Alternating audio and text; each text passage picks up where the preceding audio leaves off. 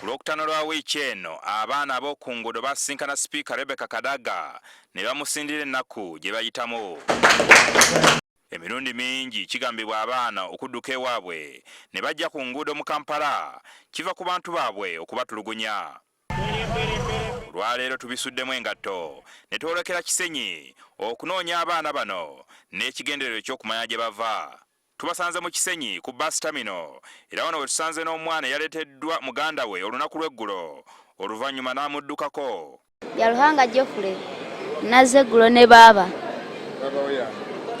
John Kasajja batwase yambuliddeko wali mu paaka empya ne munoonya n'abula. Yes. Ye Sharifu Mulindwa eyayita Sibalu eyasinkana Sipiika ne banne tumubuuzizza oba ayagala okuddayo ewaabwe. So okuddayo ewaka neetereza ebyange nemala nensoma.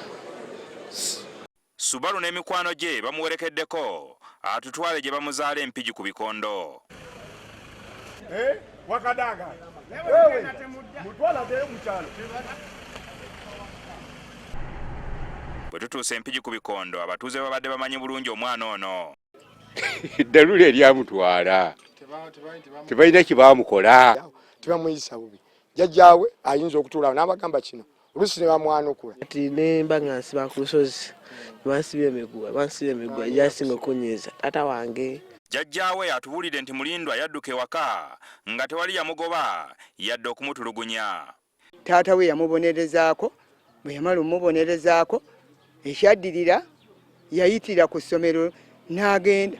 Taata w'omwana ono musajja mukozi era mulimi alina n'ekidiba ky'ebyennyanja nga yasiikira taata we era ng'atudde ku ttaka ddene erisukka mu yiika 10. Kati yagenda negezaako okumunoonya ompuliza kati nagituuka eyo ne bagamba bajja kunfumitirayo ki ebiso nange gye babeera eyo mu Kisenyi. Agamba nti Mulindwa ye mwana w'omubereberye era talemererwangako kumusomesa wadde okumulabirira kubanga alina ne banne abalala 7 abasoma era nga balabika bulungi. Kuba tubeera nga tutuuze wano tubeera nga ne mugamba kola kino manyi tusobola okubeera obulungi. Nze Bukenya Hussein. Oli omuyitooto. Baba wange. Ono nyaabwe omu n'oyo Sharifu nyaabwe omu ne kitaabu omu ono nnyina yamundekera nga wa myezi 9.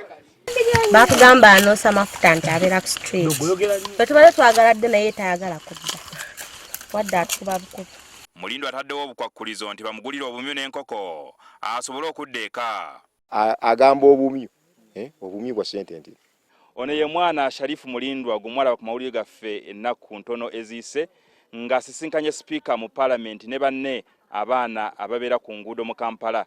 Naye tusobodde okunoonya bazadde be taata we waali jjajja we waali era bo bagamba nti omwana bakyamwetaaga okubeera ewaka lwakuba nti yasobola okuwaggula n'agenda mu kibuga. Jingo Francis, NTV.